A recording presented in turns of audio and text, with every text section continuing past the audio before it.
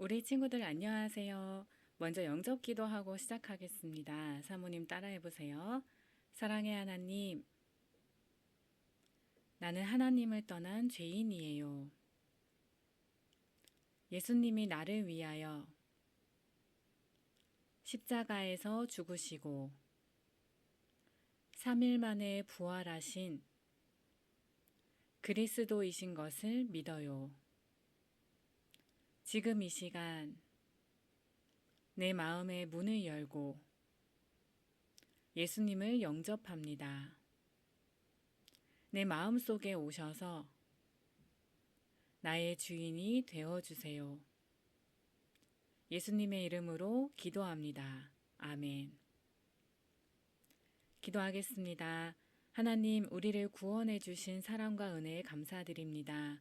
오늘도 말씀을 통하여 하나님을 더욱 알아가게 하시고 오직 복음만이 우리에게 각인되어지고 뿌리 내리고 체질되어지게 해주세요.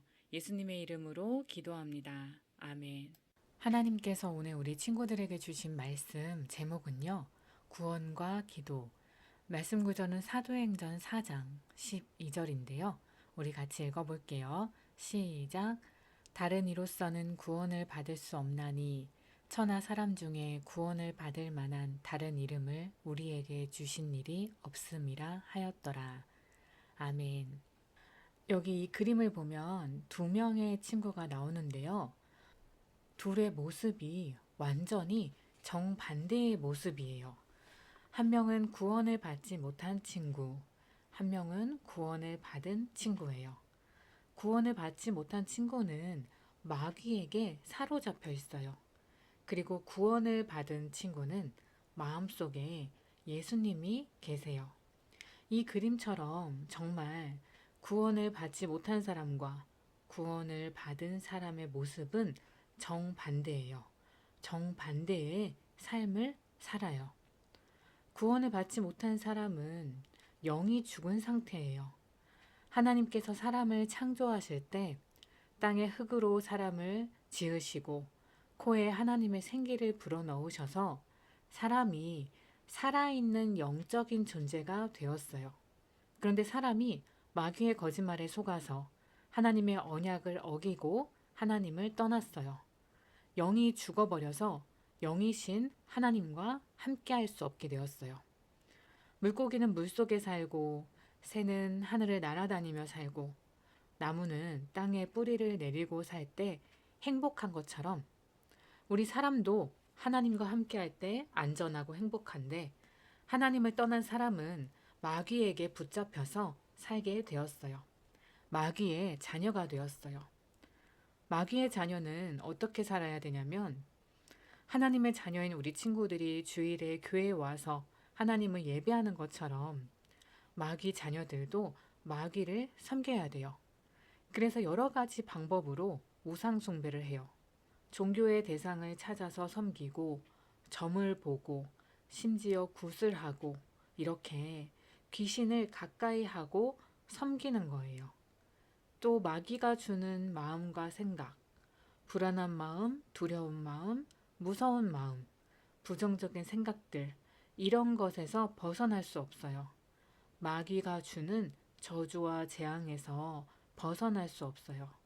어떤 사람들은 이렇게 고통 속에 살다가 죽으면 이 고통이 끝난다고 생각하는데 그게 아니에요. 죽음 이후에는 반드시 심판이 있어요. 그래서 하나님을 믿는 하나님의 자녀는 그 영혼이 천국에 가고 마귀의 자녀는 지옥에 가요. 또 뿐만 아니라 이 저주와 재앙이 후대에게 대물림이 돼요. 이것이 구원받지 못한 사람의 상태예요. 이것이 하나님을 떠난 사람의 근본 문제예요. 사람들은 이 문제를 해결하기 위해서 노력해요. 그런데요, 이 세상 그 어떤 노력, 능력, 그 어떤 방법으로도 그 어떤 대단한 사람이라도 이 문제를 해결할 수 없어요. 왜냐하면 그 어떤 것, 그 누구도 우리의 영을 살릴 수 없고 우리를 사단의 권세에서 구원할 수 없기 때문이에요. 오늘 말씀 구절인 사도행전 4장 12절에서 정확히 말씀하고 계세요. 다른 이로서는 구원을 받을 수 없다고 하셨어요. 천하 사람 중에 구원을 받을 만한 다른 이름을 우리에게 주신 일이 없다고 하셨어요.